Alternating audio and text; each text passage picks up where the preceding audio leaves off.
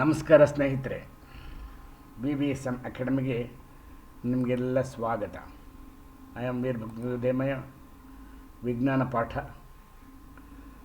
ಕಲೆ ಮತ್ತು ವಿಜ್ಞಾನ ಶಾಲೆ ಗೋಪನಹಳ್ಳಿ, ಗ್ರಾಮೀಣ ಮಕ್ಕಳಿಗಾಗಿ ವಿಶೇಷ ಕಾರ್ಯಕ್ರಮ, ಗೋಪನಹಳ್ಳಿ ನೌಕರರ ಸಂಘದ ಪರವಾಗಿ ವೀರಭದ್ರಯ್ಯ ದೇಮಯ್ಯ. ಸ್ನೇಹಿತರೆ, ಸಸ್ಯಶಾಸ್ತ್ರ ಅಥವಾ ಫೈಟಾಲಜಿ ಎಂದು ಕರೆಯಲ್ಪಡುವ ಜೀವಶಾಸ್ತ್ರ, ಸಸ್ಯ ವಿಜ್ಞಾನಿ ಅಥವಾ ಫೈಟಾಲಜಿಸ್ಟ್ ಪರಿಣಿತಿ ಹೊಂದಿರುವ ವಿಜ್ಞಾನಿ. ಸ್ನೇಹಿತರೆ, ಸಸ್ಯಶಾಸ್ತ್ರವು ಸಸ್ಯಗಳನ್ನು ಅವುಗಳ ಭಾಗಗಳನ್ನು ತಿಳ್ಕೊಳ್ತಕ್ಕಂಥ ವಿಶೇಷವಾದ ಸಸ್ಯ ವಿಜ್ಞಾನ ಅಥವಾ ಸಸ್ಯಶಾಸ್ತ್ರ. ಸಸ್ಯಗಳ ಸಾಮ್ರಾಜ್ಯ ಎರಡು ಭಾಗಗಳನ್ನು ಮಾಡಿದ್ದೀವಿ.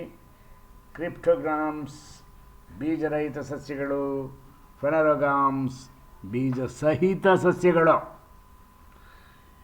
ಈ ಒಂದು ಕ್ರಿಪ್ಟೋಗ್ರಾಮ್ಸನ್ನು ಮತ್ತೆ ಶೈವಲಗಳು, ಹಾವಸೆಗಳು, ಸಸ್ಯಗಳು ಮತ್ತು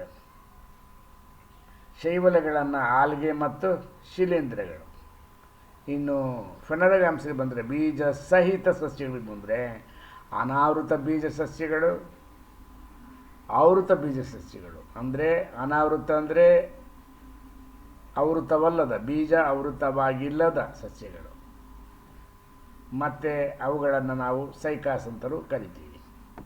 ಇನ್ನು ಬೀಜ ಆವೃತವಾಗಿರುವ ಸಸ್ಯಗಳನ್ನು ಏಕದಳ ಮತ್ತು ದ್ವಿದಳ ಸಸ್ಯಗಳು.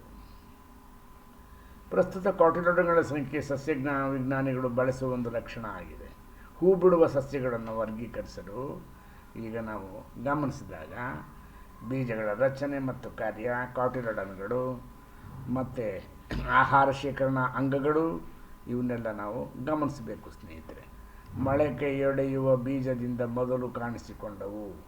ಬೀಜವನ್ನು ಹೊಂದಿರುವ ಸಸ್ಯಗಳನ್ನು ಭ್ರೂಣದ ಎಲೆ, ಒಂದು ಅಥವಾ ಹೆಚ್ಚಿನವು ಎಂದು ವ್ಯಾಖ್ಯಾನಿಸಲಾಗಿದೆ.